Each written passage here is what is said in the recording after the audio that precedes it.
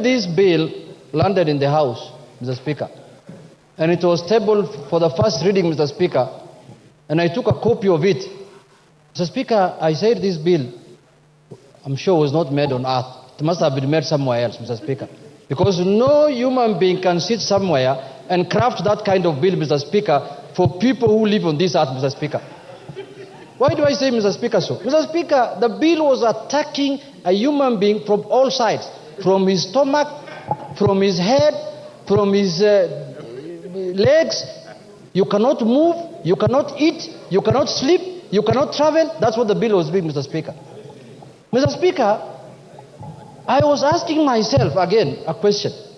If this bill has decided to tax everything under the sun, from bread to tires of mukokoteni, of piki-piki, boda-bodas, wheelbarrows, even wheelchairs of disabled people. Mr. Speaker, I was asking myself, in the next financial year that is just 8 months to come, what will they tax now? Because you have taxed basically everything. What are you going to tax next? I thought the next taxation is going to be the oxygen now that we are taking. Yes, that is order, Junet. Yes, Lelmengit. What's your point of order and what standing order? I'm standing under the standing order number 91, Yes. Mr. Speaker.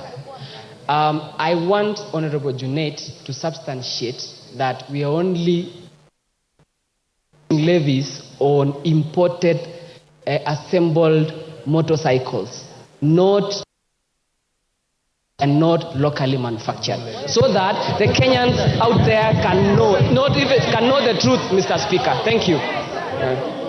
Mr. Speaker, I have not even spoken about that. Me, I spoke about rubber.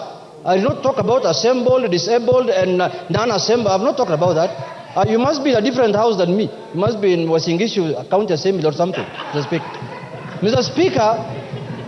Mr. Speaker, to proceed with my point of argument, Mr. Speaker, if this bill was done the way it was done, without the input of serious government technocrats, Mr. Speaker, then it has proved to me that this government lacks technocrats. What it has also come to prove is that when we were campaigning, this government said they have a plan. And they put everything that is flowery, that is good in that plan. But I can see now what is happening in this country is to govern this country without a plan. Because there is no plan that can recommend this kind of finance bill, Mr. Speaker, on earth. The process now the government or the regime has entered is to govern without a plan.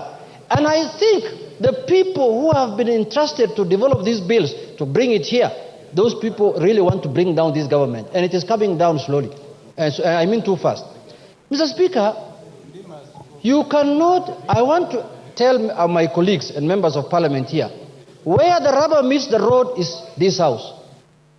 The bill can be manufactured anywhere. It can be manufactured inside a bar, inside a hotel, inside your home, but in the end, it has to be passed here.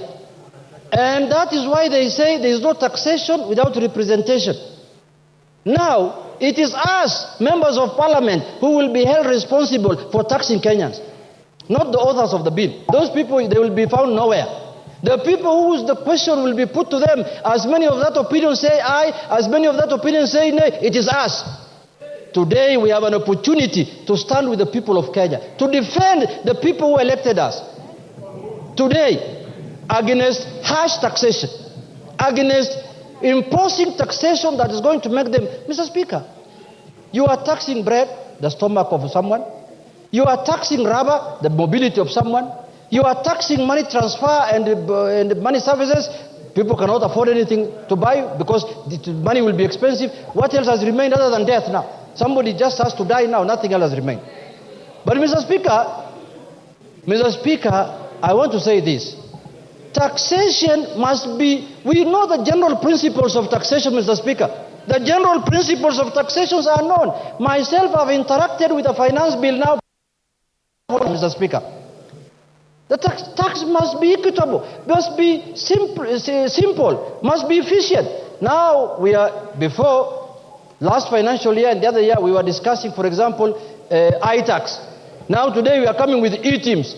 Tomorrow we shall come with K-tax. Mr. Speaker, how many times are we going to change the process of taxation in this country? We are discussing here economic growth. You want to tell me this kind of bill will enhance economic growth in this country? Is that what you're telling Kenyans?